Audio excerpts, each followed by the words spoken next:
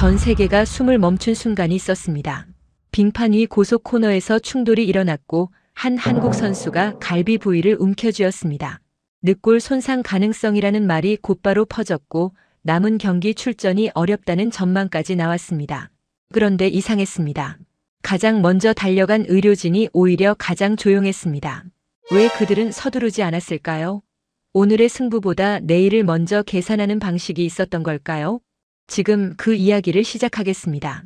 구독과 좋아요는 아주 큰 힘이 됩니다. 지금 어디에서 듣고 계신지 댓글로 알려주세요. 그럼 지금 사연 시작하겠습니다. 저는 마르코 페라리입니다. 밀라노 동계올림픽 선수촌에 파견된 스포츠 외상 전문이죠. 이탈리아 체육의학협회 소속으로 빙상 종목 부상을 다룬 지 벌써 12해가 지났습니다. 처음 이 일을 시작했을 때는 아드레날린이 넘치는 현장이 좋았습니다. 선수가 쓰러지면 달려가고 응급처치하고 드라마틱한 회복을 지켜보는 그 과정이 저를 이 직업으로 이끌었죠. 그런데 12해가 지나고 나니 생각이 조금 달라졌습니다. 진짜 실력이 있는 의료팀은 극적인 장면을 만들지 않는다는 걸 알게 됐거든요. 가장 조용한 팀이 가장 잘 준비된 팀이라는 것도요. 이 생각이 맞는지 틀린지를 밀라노에서 저는 제 눈으로 확인하게 됩니다. 선수촌 메디컬 센터 복도를 걷다 보면 여러 나라 말이 한꺼번에 들립니다. 러시아어, 네덜란드어, 노르웨이어, 그 사이로 가끔 알아듣지 못하는 동아시아 언어가 섞이죠. 저는 쇼트트랙 종목 담당 의료석에 배치됐습니다. 빙상 종목 중에서도 가장 접촉이 많고 사고 위험이 높은 종목입니다. 링크사이드 의자에 앉아 선수들이 워밍업 랩을 도는 모습을 지켜볼 때면 이미 몸은 일어날 준비를 하고 있습니다. 언제 달려가야 할지 모르니까요. 경기 전 명단을 훑어보며 부상 이력이 있는 선수를 확인하는 것도 이미 습관이 됐고요. 경기가 시작되기 전에도 이미 저는 절반쯤 일하고 있는 셈입니다. 그날 오전 선수촌 개막 후 나흘째 되던 날이었습니다. 공식 경기가 본격적으로 시작되면서 경기장에는 관중이 가득 찼고 빙판에는 각국 선수들이 뒤섞여 도는 중이었죠. 스케이트 날이 빙판을 긁는 날카로운 소리, 코너를 돌 때마다 쏟아지는 함성, 이탈리아어와 영어가 반반씩 섞인 아나운서 목소리. 그 모든 게 뒤섞여 올림픽 특유의 공기를 만들어냈습니다. 이 공기는 다른 어떤 대회에서도 흉내낼 수 없는 것이라고 12해가 지난 지금도 생각합니다. 저는 그날 오전의 냄새까지 기억합니다. 빙판 특유의 냉기와 가득 찬 관중석 사이에서 피어오르는 따뜻한 열기가 뒤섞이던 그 냄새요. 그 이유를 당시에는 알지 못했지만 지금은 압니다. 빙판 위 사고는 늘 예고 없이 찾아옵니다. 이 일을 오래 하다 보면 그 진리를 뼛속으로 알게 됩니다. 아무리 훈련이 잘 된 선수라도 아무리 정비가 잘 된 링크라도 어느 순간 모든 게 순식간에 바뀌거든요. 고속 코너에서 두 선수가 엉켰습니다. 충돌, 넘어짐, 짧은 정적, 그리고 한국 선수 한 명이 갈비 부위를 움켜쥐었습니다. 관중석 웅성거림이 바로 터졌습니다. 프레스석 쪽에서는 이미 결론이 흘러나오고 있었죠. 늑골 손상 가능성, 남은 경기 어려울 것. 저도 순간적으로 머릿속에 체크리스트를 돌렸습니다. 빙상 충돌에서는 겉으로 보이는 것보다 내부 손상이 더 위험합니다. 숨을 들이쉴 때 미세하게 표정이 일그러지는지, 호흡 리듬이 얼마나 어긋났는지, 그 선수가 빙판에서 일어서는 속도가 자연스러운지. 저는 이미 10여 년 동안 그런 신호들을 읽어왔습니다. 경험상 저 역시 가볍게 볼 수 없는 상황이었습니다. 그런데 이상했습니다. 한국 의료진이 서두르지 않았습니다. 보통 이런 상황에서 의료진은 긴장감을 숨기지 못합니다. 빠른 발걸음, 높아지는 목소리, 혹은 반대로 너무 빨리 낙관적인 결론을 내려버리는 서두름. 그런데 그들의 얼굴엔 동요가 없었습니다. 빠르지도 느리지도 않은 보폭으로 링크 안쪽으로 들어갔습니다. 흰 재킷 소매가 차분하게 펄럭였습니다. 팀원들 사이에서 짧게 몇 마디가 오갔지만 목소리가 높아지지도 않았죠. 저도 모르게 몸을 앞으로 기울이고 있었습니다. 그 침착함이 훈련에서 나오는 것인지 아니면 무언가 특별한 믿음에서 나오는 것인지 당시에 저는 판단할 수 없었습니다. 왜 저들은 저토록 침착한가? 올림픽이라는 무대는 특별합니다. 4년에 한 번 선수에게도 의료진에게도 오직 한 번의 기회만 주어집니다. 그 무게가 사람을 불필요하게 흥분시키기도 하고 반대로 냉정함을 흐트러뜨리기도 하죠. 그런데 저들은 그 무게를 다르게 짊어지고 있는 것처럼 보였습니다. 단순한 무감각인지 아니면 오랜 훈련에서 나오는 다른 무언가인지 저는 아직 알 수 없었습니다. 저는 손에 쥐고 있던 의무 기록 패드를 천천히 내려놓고 그들의 움직임을 지켜보기 시작했습니다. 의료실 문을 닫으면서도 그 질문은 여전히 머릿속에 맴돌았습니다. 그리고 그 질문에 대한 답은 앞으로 며칠 동안 생각지도 못한 방향으로 찾아올 터였습니다. 그 과정에서 저는 몇 가지 선입견을 내려놓게 될 것이고 오랫동안 굳혀온 기준 하나를 다시 세워야 하는 상황에 놓이게 될 것입니다. 다음 날 저는 한국 의료진의 처치실 문을 두드리게 됩니다. 선수촌 메디컬 구역은 늘 분주합니다.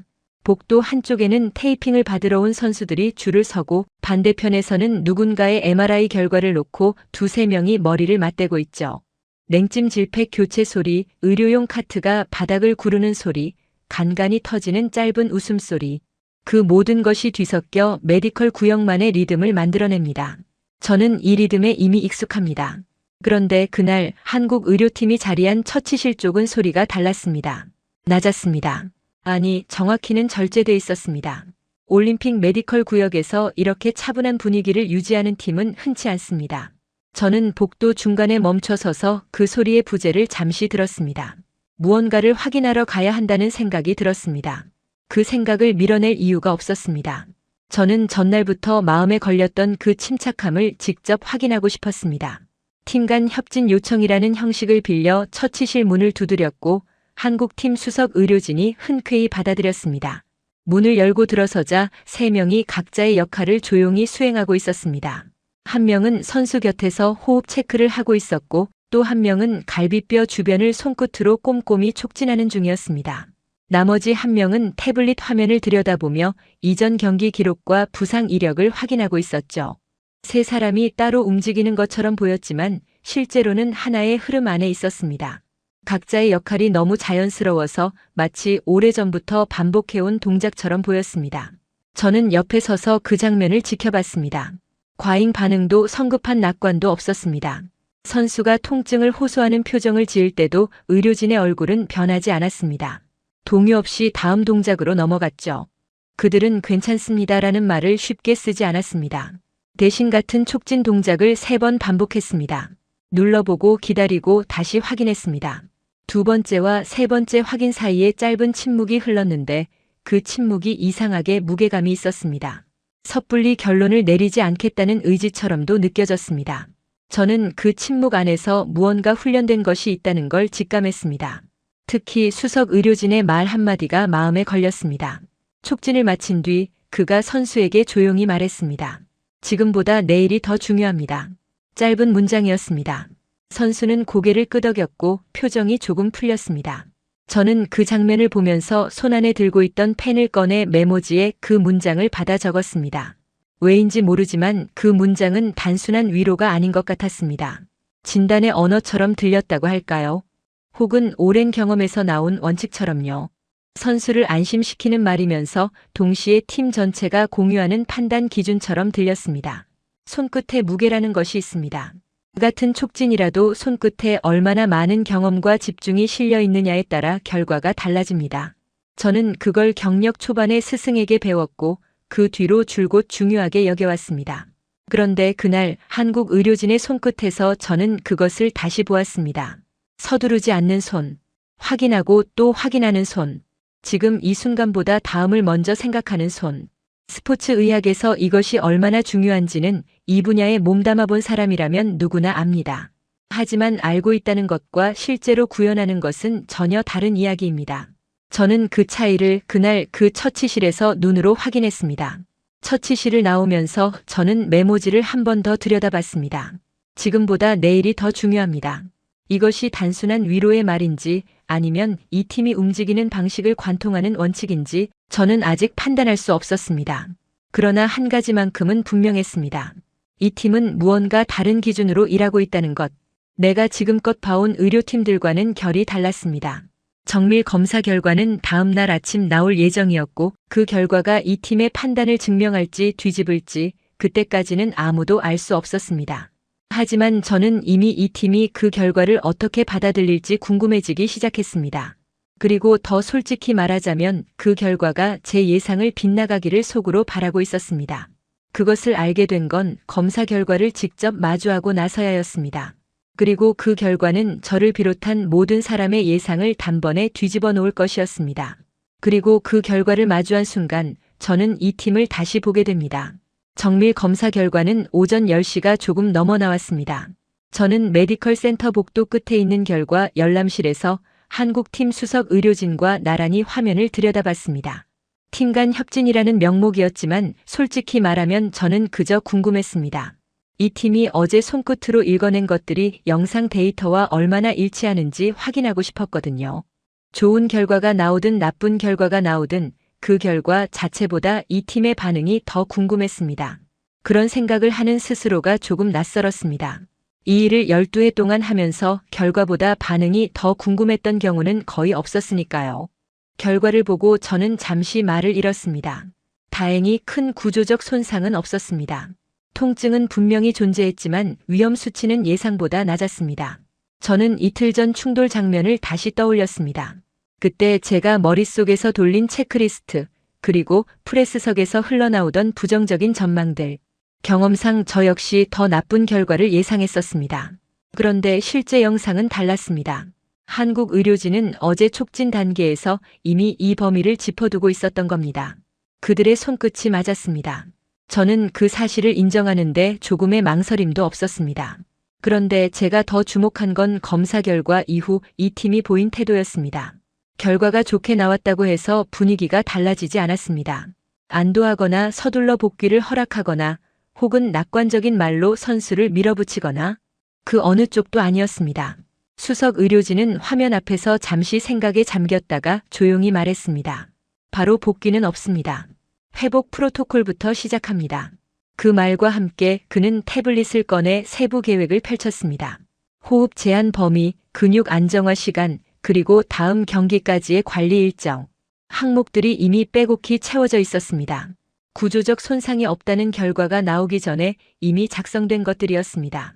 저는 그 화면을 들여다보면서 이것이 응급 대응이 아니라 사전에 설계된 시스템이라는 걸 알아챘습니다. 어떤 결과가 나오든 작동하도록 미리 세팅된 구조였습니다. 저는 그 구조 안에서 이 팀이 얼마나 오랫동안 이 상황을 상상하고 준비해 왔는지를 느꼈습니다. 저는 이해하기 시작했습니다. 이 팀이 처음부터 침착할 수 있었던 이유가 단순한 경험이나 훈련 때문만이 아니었습니다. 이들은 결과가 어떻게 나오든 다음 단계가 준비돼 있었던 겁니다. 나쁜 결과가 나왔다면 다른 프로토콜이 펼쳐졌을 것이고 좋은 결과가 나왔기에 지금 이 계획이 실행되는 것이었습니다. 어느 쪽이든 멈추지 않는 흐름. 저는 그것을 계산된 진정이라고 부르고 싶었습니다. 감정을 억누르는 것이 아니라 어떤 상황에서도 흔들리지 않도록 미리 설계해 놓은 태도. 그 차이는 미묘하지만 현장에서는 확연히 구분됩니다. 저는 그 미묘함을 그날 오전에 처음으로 선명하게 인식했습니다. 빙판 위의 속도는 우연이 아닙니다. 그 뒤에는 이런 계산이 있습니다. 저는 그걸 그날 오전 열람실에서 확인했습니다. 쇼트트랙이라는 종목은 순간의 선택이 경기를 결정짓는다고들 말합니다. 그런데 그 순간의 선택 뒤에는 수십 번의 시뮬레이션이 쌓여 있었습니다. 의료팀도 다르지 않았습니다. 그들이 링크 위에서 침착하게 걸어 들어갈 수 있었던 건 이미 수백 번 이 상황을 머릿속에서 돌려봤기 때문이었을 겁니다. 저는 오래 일해왔다고 생각했는데 그날 오전에 배운 게 있었습니다. 준비의 깊이는 현장에서 드러난다는 것. 그리고 드러나는 방식은 늘 조용합니다. 조금씩 생각이 달라지기 시작했습니다. 어제까지만 해도 저는 이 팀을 단순히 침착한 팀으로 봤습니다. 그런데 이제는 다른 단어가 떠올랐습니다. 준비된 팀. 그리고 그 준비가 어느 정도인지는 이후에도 계속해서 드러나게 될 것이었습니다. 그러나 한 가지를 간과했습니다. 준비된 팀도 외부의 시선까지 통제할 수는 없다는 것을. 선수촌 바깥 외신들은 이미 이 상황을 전혀 다른 방향으로 읽고 있었습니다. 그리고 그 시선이 선수촌 안으로 흘러들어오는 건 생각보다 훨씬 빠를 것이었습니다. 그 균열은 아침 브리핑 자료에서 시작됐습니다. 선수촌 메디컬 센터에는 매일 오전 각국 언론의 주요 보도를 정리한 요약본이 배포됩니다. 저는 커피를 들고 그 자료를 펼쳤다가 한국 관련 항목에서 손이 멈췄습니다. 출전 강행 논란이라는 문장이 굵은 글자로 박혀 있었습니다. 외신 두 곳이 이 부상 사례를 다루면서 선수의 컨디션보다 한국팀의 결정에 초점을 맞췄습니다. 통증이 있는 선수를 계속 경기에 내보낼 수 있느냐는 질문이었습니다. 저는 자료를 내려놓으며 생각했습니다. 그들은 처치실 안을 보지 못했구나. 그러나 그 생각만으로 모든 의심을 잠재울 수는 없었습니다. 저도 한때 그 처치실 밖에 서 있었으니까요. 밖에서 보는 것과 안에서 보는 것이 다르다는 걸 알면서도 밖에서의 시선이 완전히 틀렸다고 말할 자신도 없었습니다. 저도 처음에는 나쁜 결과를 예상했었습니다. 검사 결과가 좋게 나왔다고 해서 위험이 완전히 사라진 건 아니었습니다. 통증이 남아있다는 사실은 변하지 않았죠. 올림픽이라는 무대가 선수의 판단을 흐리게 할 수도 있습니다. 의료진이 아무리 잘 준비됐더라도 선수 본인이 출전을 강하게 원한다면 그것을 막기는 어렵습니다. 저는 그 질문을 완전히 밀어낼 수 없었습니다.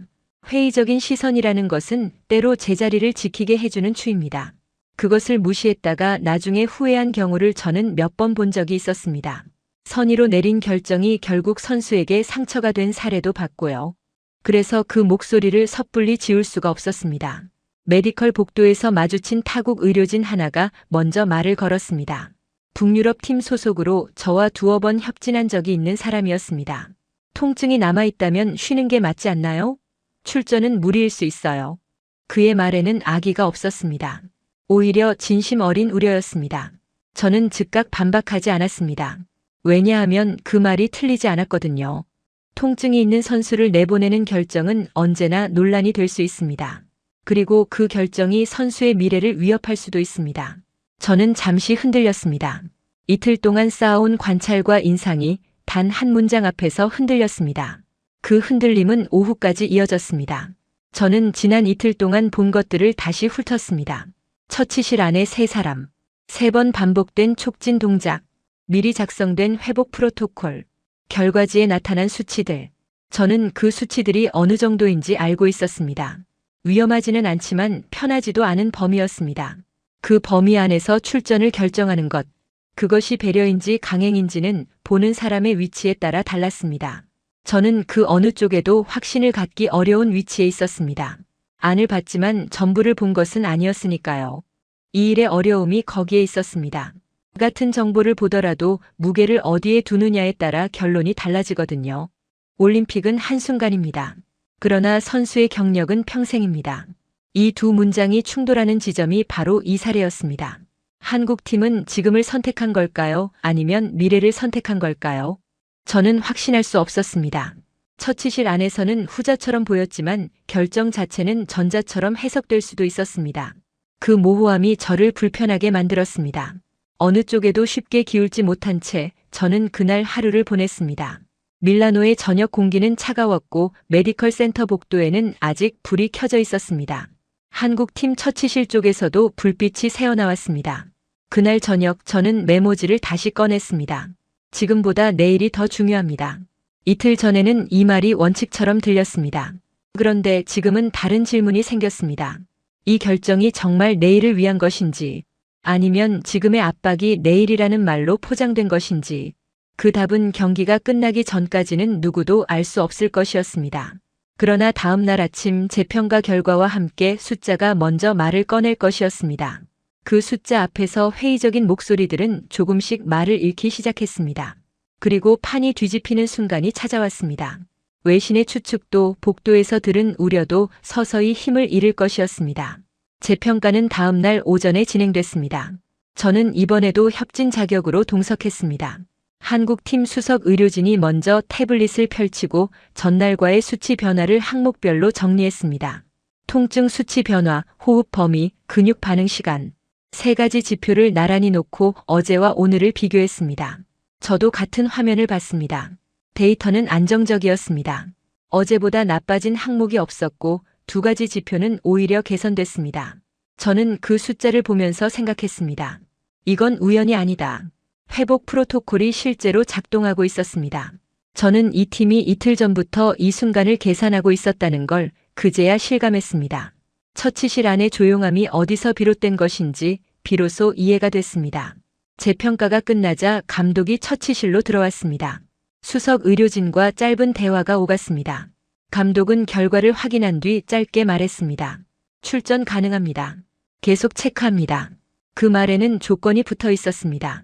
경기 전, 경기 중, 경기 후 모니터링 계획이 이미 확정돼 있었습니다. 강행이 아니라 관리였습니다. 감독의 말투는 단호했지만 그 단호함 뒤에는 의료진의 데이터가 있었습니다. 숫자가 결정을 내린 것이지 감정이나 의지가 결정을 내린 게 아니었습니다. 저는 그 장면을 보면서 어제 저를 흔들었던 질문이 조금씩 자리를 잡아가는 걸 느꼈습니다. 이 순간이 의미하는 게 무엇인지 저는 천천히 정리하기 시작했습니다. 어제 외신은 이 결정을 출전 강행이라고 불렀습니다. 그러나 제 눈앞에 펼쳐진 건 그 단어와는 거리가 있었습니다. 강행은 데이터 없이 의지만으로 밀어붙이는 것입니다. 그런데 이 팀은 매 단계마다 숫자를 확인했습니다. 숫자가 허락할 때 앞으로 나아갔고 숫자가 경고를 보내면 멈출 준비가 돼 있었습니다. 그 차이는 작아 보이지만 실제로는 결정적인 차이였습니다. 같은 결과를 만들더라도 그것이 어떤 과정을 통해 나왔느냐는 완전히 다른 이야기였습니다. 저는 그 순간 깨달았습니다. 이들은 위험을 무시하는 게 아니었습니다. 위험을 계산하고 있었습니다. 위험을 계산한다는 것은 위험이 존재한다는 걸 인정하면서도 그 위험의 크기와 성격을 정확히 파악하고 관리 가능한 범위 안에 두는 것입니다. 그것이 이 팀이 하고 있는 일이었습니다. 어제 저를 흔들었던 목소리들은 위험의 존재를 이유로 멈추라고 했습니다. 그러나 이 팀은 위험의 크기를 재고 그 안에서 움직이는 방법을 찾았습니다. 그 방식이 저는 낯설지 않았습니다. 제가 추구해온 것과 같은 방향이었거든요. 다만 이 팀은 그것을 훨씬 체계적으로 하고 있었습니다.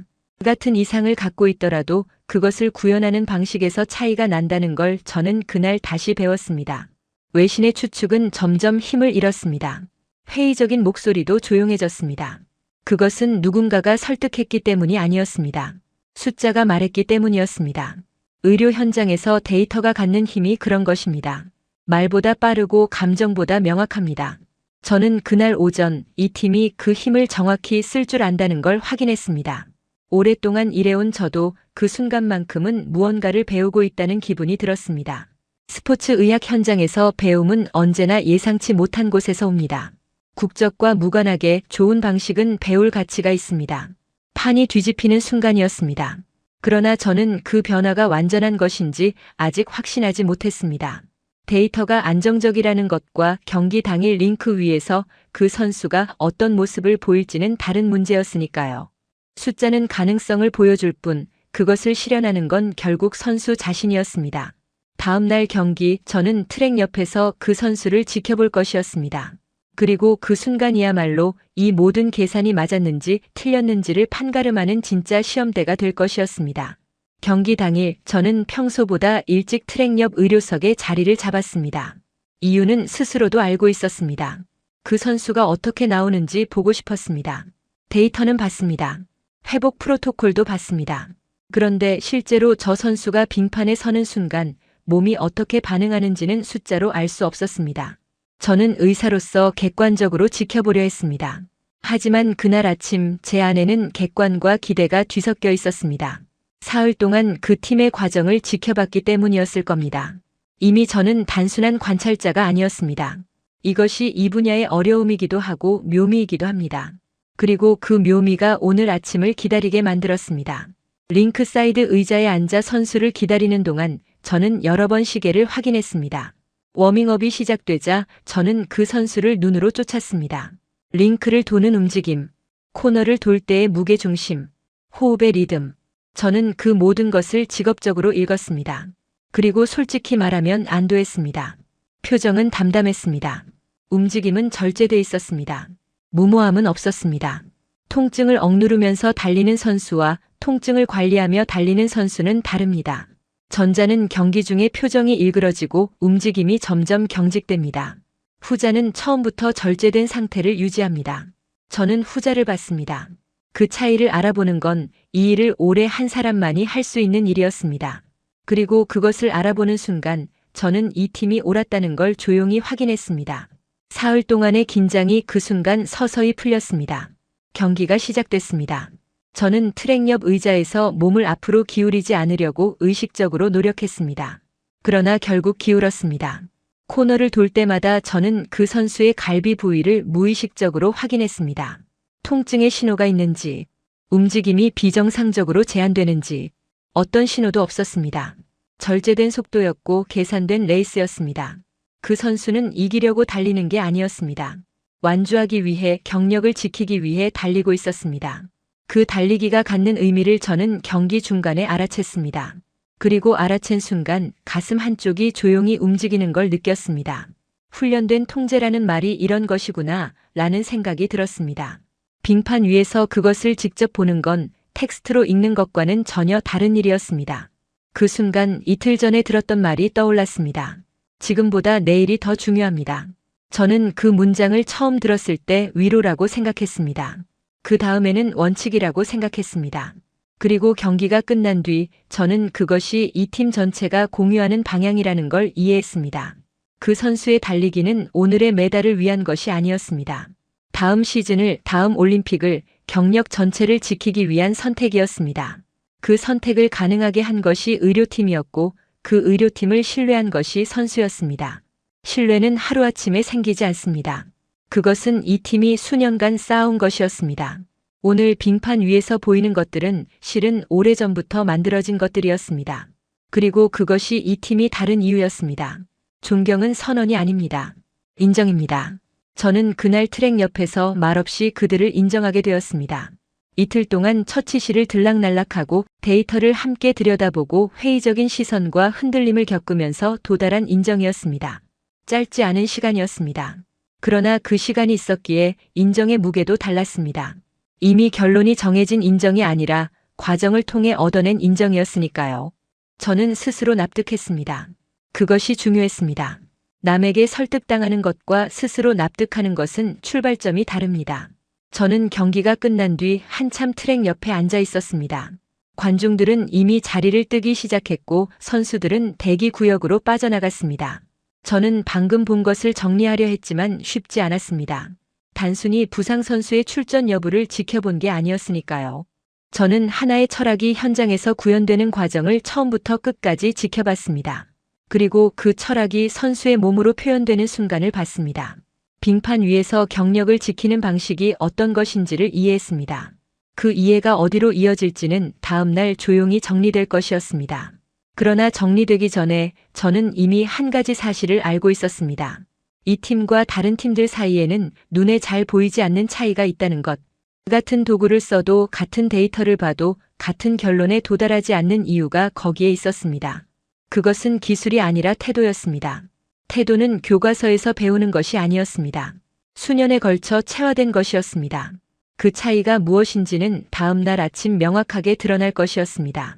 그리고 그 차이를 직접 목격한 저는 그것을 어떤 형태로든 기록으로 남겨야겠다는 생각을 이미 하고 있었습니다. 왜냐하면 이런 차이는 보지 않으면 믿지 못하는 것이기 때문입니다. 여러 나라의 의료팀을 오래 지켜봤습니다. 선수가 부상에서 돌아오는 방식은 팀마다 다릅니다. 어떤 팀은 복귀를 최대한 앞당기려 합니다. 메달이 걸려 있을 때 특히 그렇죠. 어떤 팀은 반대로 과도하게 보수적입니다. 조금이라도 위험 신호가 있으면 선수를 출전시키지 않습니다. 두 가지 방식 모두 나름의 논리가 있습니다. 그러나 두 가지 모두 공통된 약점이 있습니다. 감정에 흔들린다는 것입니다. 메달에 대한 욕심 혹은 책임을 피하려는 두려움. 그 어느 쪽도 선수를 중심에 두지 않습니다. 저는 이 일을 12해 동안 하면서 그 흔들림을 수없이 봐왔습니다. 그것이 잘못이라고 말하는 게 아닙니다. 사람이니까요. 다만 그게 기준이 되면 안 된다는 걸 압니다. 그 기준이 무너지는 순간 선수가 가장 먼저 피해를 입거든요. 그런데 한국팀은 달랐습니다. 침착했고 체계적이었습니다. 처음에 저는 그것을 개인의 역량이라고 생각했습니다. 수석 의료진이 특별히 뛰어난 사람일 거라고요. 그런데 사흘을 지켜보면서 그게 아니라는 걸 알았습니다. 팀 전체가 같은 방식으로 움직였습니다. 한 명이 촉진할 때 다른 한 명은 기록을 확인했습니다. 한 명이 선수에게 말할 때 다른 이들은 듣고 있었습니다. 역할이 나뉘어 있었고 그 역할 안에서 각자가 완전했습니다. 이것은 개인의 능력이 아니라 시스템의 힘이었습니다. 그리고 그 시스템은 오랜 시간에 걸쳐 만들어진 것이었습니다. 하루아침에 생기는 것이 아니었고 하루아침에 사라지는 것도 아니었습니다. 저는 처치실을 처음 들어갔던 날 적어두었던 문장을 다시 꺼냈습니다. 지금보다 내일이 더 중요합니다. 처음에는 그것이 위로의 말이라고 생각했습니다. 그 다음에는 원칙이라고 생각했죠. 그런데 지금 저는 그 문장이 구호가 아니라 실행 원칙이라는 걸 알았습니다. 구호는 벽에 붙여두는 것입니다. 실행 원칙은 매일의 결정을 통해 확인됩니다. 이 팀은 사흘 동안 매 결정마다 그 원칙을 구현했습니다. 서두르지 않는 촉진, 미리 준비된 프로토콜, 숫자에 근거한 출전 결정. 그 모든 것이 하나의 방향을 가리키고 있었습니다.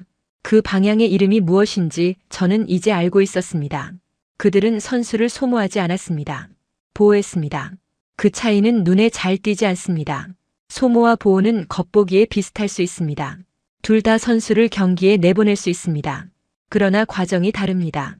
소모는 선수의 한계를 무시하고 결과만 봅니다. 보호는 선수의 한계를 파악하고 그 안에서 최선을 찾습니다. 경기가 끝난 뒤 선수가 어떤 상태로 돌아오느냐가 그 차이를 드러냅니다. 저는 이번 사례에서 그 차이를 봤습니다. 경기 후 그 선수의 상태는 경기 전과 크게 다르지 않았습니다. 그것이 증거였습니다. 조용한 증거지만 가장 설득력 있는 증거였습니다. 이 조용한 차이를 관중은 보지 못합니다. 외신도 보지 못했죠. 그들은 출전 여부만 봤습니다. 그러나 저는 그 결정이 내려지는 과정 전체를 봤습니다. 처치실 안에서, 결과지 앞에서, 트랙 옆에서, 그리고 그 과정이 쌓여서 만들어낸 결과를 봤습니다. 쇼트트랙이라는 종목에서 한국이 지속적으로 경쟁력을 유지하는 이유가 빙판 위에만 있지 않다는 걸 저는 이번에 처음으로 이해했습니다. 메달을 따는 것도 중요하지만 메달을 딸 수 있는 몸을 유지하는 것이 먼저였습니다. 그 순서가 뒤바뀌지 않는 한 이 팀의 경쟁력은 쉽게 흔들리지 않을 것이었습니다. 그러나 가장 인상 깊었던 건 화려한 기술이나 완벽한 시스템이 아니었습니다. 매 순간 선수를 중심에 두는 태도였습니다. 빠른 게 아니라 정확하게, 낙관적이 아니라 솔직하게, 지금이 아니라 내일을 먼저 생각하는 방식. 그것이 이 팀을 다르게 만드는 것이었습니다. 그리고 그 방식이 결과로 이어지는 과정을 저는 사흘 동안 눈으로 확인했습니다. 이 차이는 결과가 나온 뒤에야 드러납니다. 그래서 대부분의 사람들이 놓칩니다. 저도 처음에는 놓쳤습니다. 그러나 이제는 압니다. 그리고 이 이야기는 여기서 끝나지 않았습니다. 밀라노를 떠나기 전날 밤 저는 오랜만에 빈 강의 노트를 꺼냈습니다. 이 사례를 강의에서 쓸 수 있을 것 같다는 생각이 들었기 때문입니다. 스포츠 의학을 가르치는 사람으로서 이것보다 더 구체적이고 생생한 사례를 저는 이제껏 갖고 있지 않았습니다. 그리고 노트의 첫 문장을 쓰는 순간 저는 이미 결론을 알고 있었습니다. 아직 마지막 챕터를 쓰지 않았지만 그 결론은 이미 제 안에서 완성돼 있었습니다. 내일 아침 저는 그것을 확인하게 될 것이었습니다. 사흘이 지난 어느 오전 저는 한국 의료팀 수석에게 짧은 메모를 남겼습니다. 협진에 응해줘서 고맙다는 말과 함께 시간이 된다면 커피 한 잔을 하고 싶다고 했습니다. 1시간 뒤 답장이 왔습니다. 흔쾌히 좋다고 했습니다. 저는 그 짧은 메시지를 보면서 이 사람도 대화가 필요했던 것은 아닐까 하는 생각이 들었습니다. 선수촌 카페테리아는 오전부터 붐볐습니다. 여러 나라 스태프들이 트레이를 들고 오가는 사이 우리는 창가 쪽 테이블에 자리를 잡았습니다. 그는 아메리카노를, 저는 에스프레소를 시켰습니다. 처음에는 가벼운 이야기가 오갔습니다. 이번 올림픽 일정, 밀라노의 날씨, 각자의 팀 이야기, 서로 다른 언어로 일하는 사람들이 나눌 수 있는 이야기들이었습니다. 우리는 한쪽이 영어로 한쪽이 어설픈 영어로 대화했습니다. 그래도 이야기가 끊기지 않았습니다. 어쩌면 같은 현장에서 일하는 사람들끼리는 말이 통하는 무언가가 있는 것 같았습니다. 그러다가 저는 이 사흘 동안 제 머릿속에 쌓여온 것들을 꺼냈습니다. 처치실에 처음 들어갔을 때 저는 이 팀이 뭔가 다르다는 걸 느꼈습니다. 그런데 그게 뭔지 정확히 알기까지 시간이 좀 걸렸어요. 그는 커피잔을 내려놓으며 조용히 웃었습니다.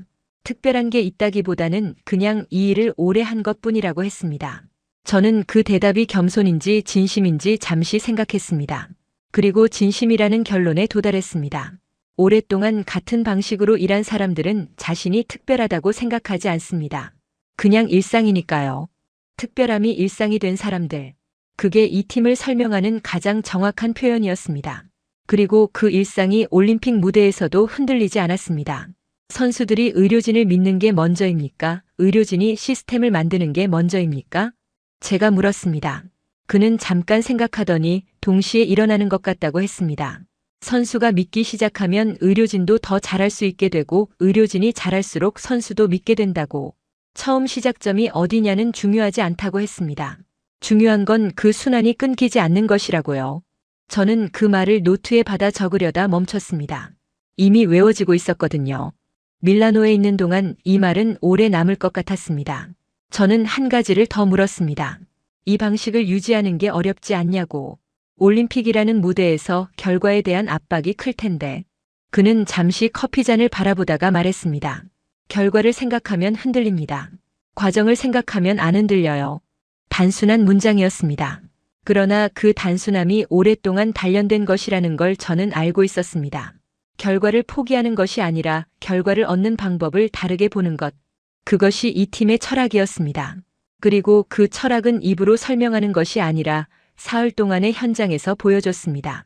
저는 그 현장에 있었다는 것이 지금도 감사하게 느껴집니다. 때로는 가르치는 것보다 보는 것이 더 빠를 때가 있습니다. 카페테리아를 나오면서 저는 생각했습니다. 제가 이 사흘 동안 본 것들이 단순히 한국 스포츠 의학의 강점이 아니라 한 팀이 오랫동안 쌓아온 신뢰의 방식이라는 걸. 그 신뢰는 화려하지 않았습니다. 조용했습니다. 그러나 조용한 것이 약한 것은 아니었습니다. 오히려 반대였습니다. 시끄러운 것은 쉽게 흔들리지만 조용한 것은 쉽게 부러지지 않습니다. 저는 그 진리를 밀라노에서 다시 배웠습니다. 12해가 지난 뒤에 다시 배운다는 게 이상하게 들릴 수도 있겠지만 배움이라는 건 끝이 없는 것이니까요. 특히 이 분야에서는 밀라노 올림픽은 아직 진행 중입니다. 오늘도 링크 위에서 선수들이 달리고 처치실 안에서 의료진이 일하고 있습니다. 저는 그 현장 어딘가에 있을 것입니다. 그런데 이제 저는 다르게 볼 것입니다. 처치실을 지나칠 때 의료진이 선수에게 말을 건네는 장면을 볼 때 저는 그 안에 무엇이 쌓여 있는지를 생각할 것입니다. 사흘 전 저는 그것을 몰랐습니다. 지금은 압니다. 그리고 그게 달라졌다는 것이 이 올림픽에서 제가 얻은 것이었습니다. 오늘 밤 저는 메모지를 꺼낼 것입니다. 처치실에서 처음 들었던 그 문장. 지금보다 내일이 더 중요합니다. 그 문장 아래에 한 줄을 덧붙일 것입니다. 그 내일을 만드는 것은 오늘의 손끝이다. 강의 노트 첫 페이지에 쓸 문장입니다. 빙판 위의 속도 뒤에는 이런 조용한 손끝들이 있었습니다. 그리고 그 손끝들이 쌓여 내일을 만들고 있었습니다. 저는 그것을 밀라노에서 보았습니다. 올림픽은 아직 끝나지 않았고 그 손끝들은 지금 이 순간에도 일하고 있었습니다. 저도 다시 링크로 향할 것입니다. 영상 재밌게 보셨다면 구독과 좋아요 부탁드립니다. 그리고 한국을 응원하신다면 댓글로 대한민국 만세를 남겨주세요. 감사합니다.